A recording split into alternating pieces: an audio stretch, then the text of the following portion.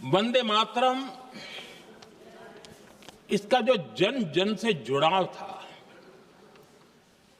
ये हमारे स्वतंत्र संग्राम की एक लंबी गाथा अभिव्यक्त होती है। आदरणीय अध्यक्ष जी, जब भी जैसे किसी नदी की चर्चा होती है, चाहे सिंधु हो, सरस्वती हो, कावेरी हो, गोदावरी हो, गंगा हो, यमुना हो, उस नदी के साथ एक सांस्कृतिक धारा प्रवाह, एक विकास यात्रा का धारा प्रवाह, एक जन जीवन की यात्रा का प्रवाह उसके साथ जुड़ जाता है।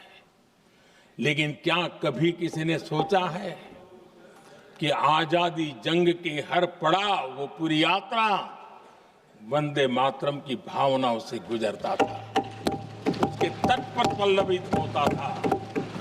ऐसा भाव काव्य शायद दुनिया में कहीं उपलब्ध नहीं होगा।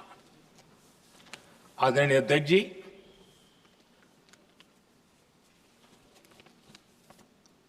अंग्रेज समझ चुके थे कि 1857 के बाद लंबे समय तक भारत में टिकना उनके लिए मुश्किल लग रहा था।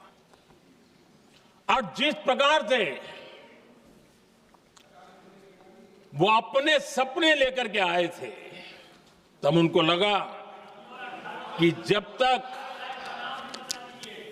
तक भारत को बांटेंगे नहीं, जब तक भारत को टुकड़ों में नहीं बांटेंगे, भारत में ही लोगों को एक दूसरे से लड़ाएंगे नहीं, तब तक यहां राज करना मुश्किल है।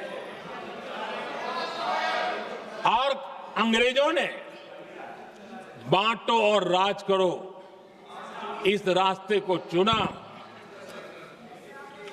और उन्होंने बंगाल को इसकी प्रयोगशाला बनाया, क्योंकि अंग्रेज भी जानते थे वो एक वक्त था जब बंगाल का बौद्धिक सामर्थ्य देश को दिशा देता था, देश को ताकत देता था, देश को प्रेरणा देता था। और इसलिए अंग्रेज भी चाहते थे कि बंगाल का ये जो सामर्थ्य है वो पूरे देश की शक्ति का एक प्रकार से केंद्र बिंदु है।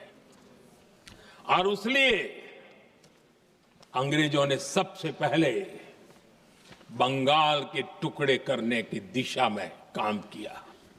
और अंग्रेजों का मानना था कि एक बार बंगाल टूट गया तो ये देश भी टूट जाएगा और वो यावत चंद्र दिवाकरो राज करते रहेंगे, ये इनकी सोच थी। 1905 में अंग्रेजों ने बंगाल का विभाजन किया, लेकिन जब अंग्रेजों ने 1905 में ये पाप किया तो वंदे मातरम चट्टान की तरह खड़ा रहा। बंगाल की एकता के लिए वंदे मातरम गली गली का नाद बन गया था और वही नारा प्रेरणा देता था।